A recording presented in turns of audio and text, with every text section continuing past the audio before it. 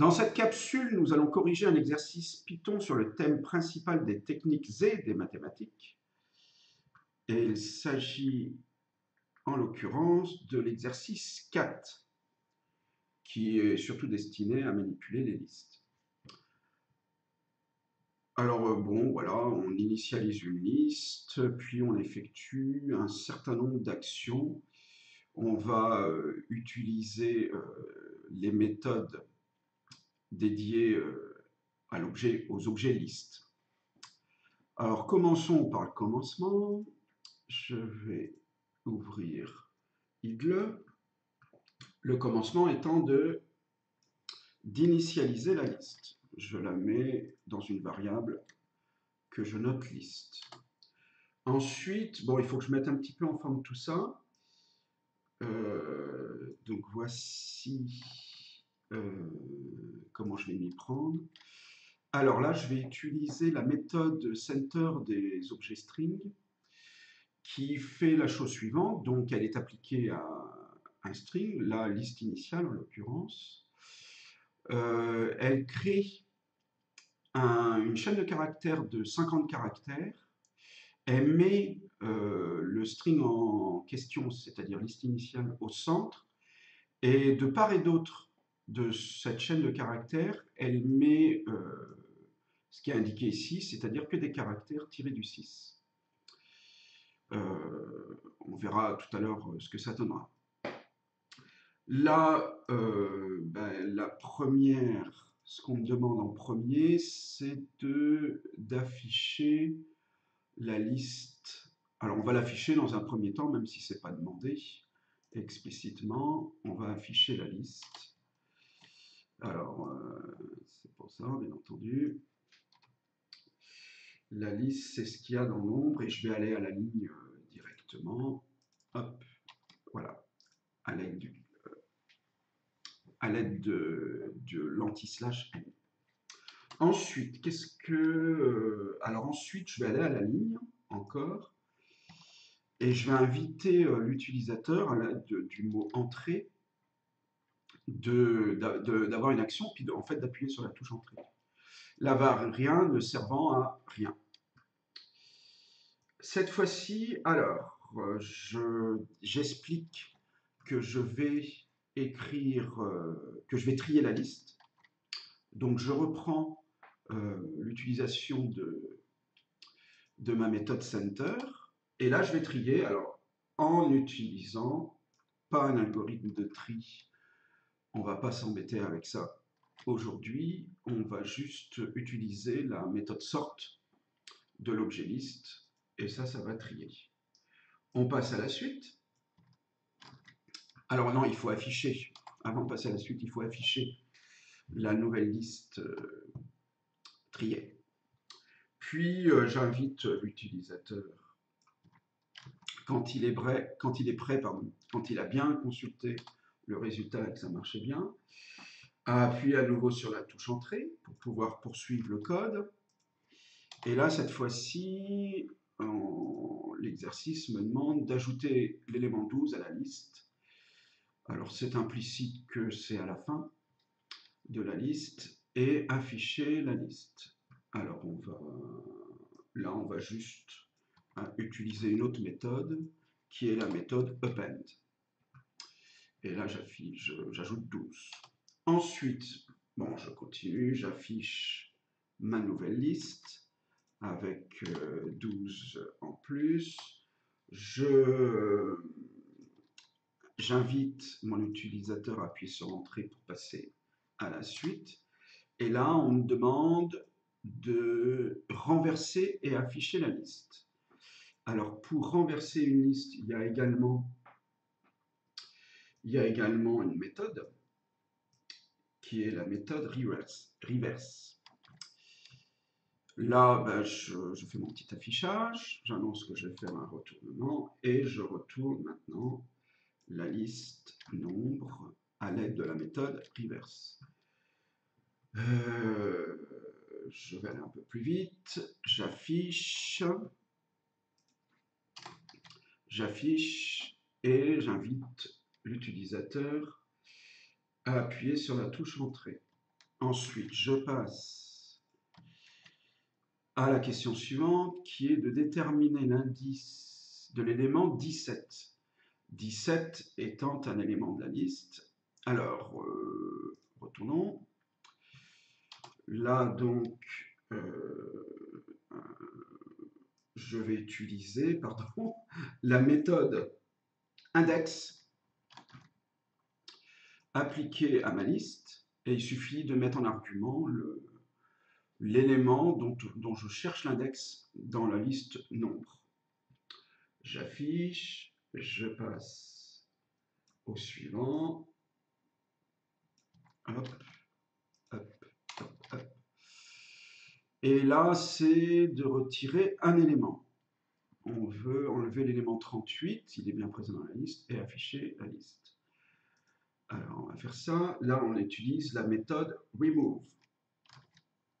Et en argument, alors je l'applique à la liste nombre, et en argument, je mets l'élément que je veux retirer de la liste.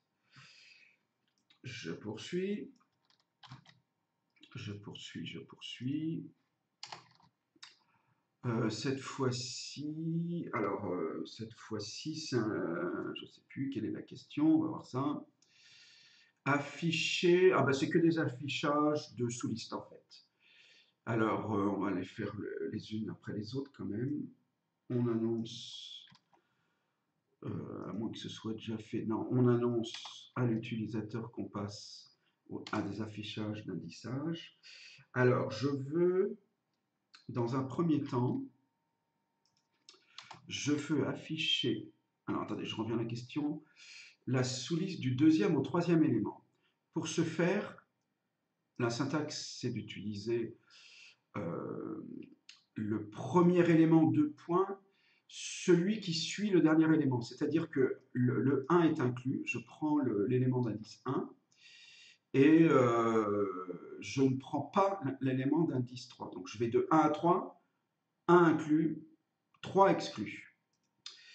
Ensuite, afficher la sous-liste du début au deuxième élément.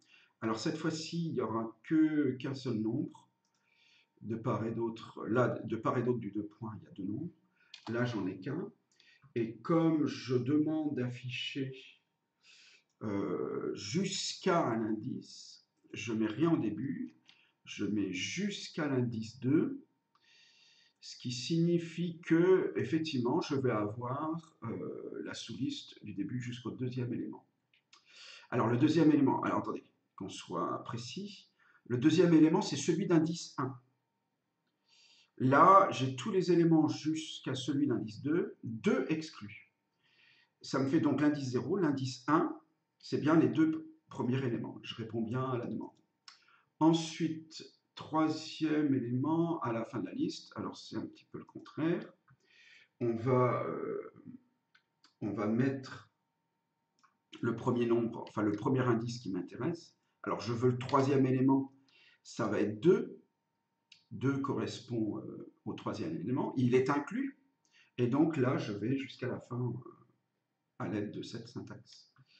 Ensuite, dernière question, la sous-liste complète. Alors là, le raccourci pittoresque pour effectuer cela, bah, c'est juste mettre 2 points dans le crochet et ça m'affiche la liste complète. CTRL-C, on vérifiera aussi. Et en bonus, on va afficher, pour rappel, pour ne pas oublier, la syntaxe qui permet d'afficher le dernier élément de la liste, c'est-à-dire de mettre un indice -1. Alors, allons-y. On va tester tout ça.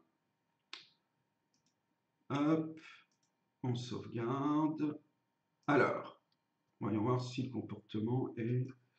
Je vérifie qu'on voit bien. On voit bien. Alors là, j'ai bien mon affichage. Liste initiale est bien centrée. Si vous comptez, il y a bien 50 caractères. J'ai affiché la liste initiale, même si ce n'était pas demandé de lancer, c'est pour l'avoir.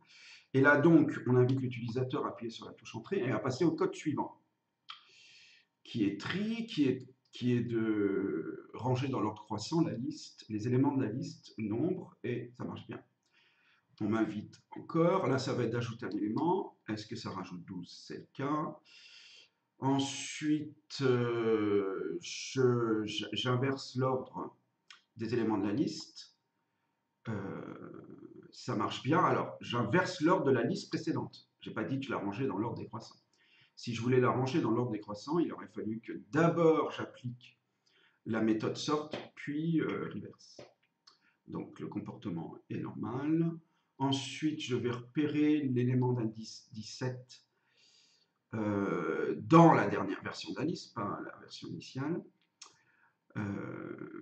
17 est bien le terme d'indice, c'est le cinquième, donc c'est le terme d'indice 4. Ensuite, je retire 38, il a disparu. Ensuite, après, c'est les indiçages. Alors là, je veux que de 1 à 2. Alors, on va vérifier, puisque je n'ai pas fait de fonction d'arrêt. Là, je vais bien 1 et 2, ça marche. Le indice 1, indice 2.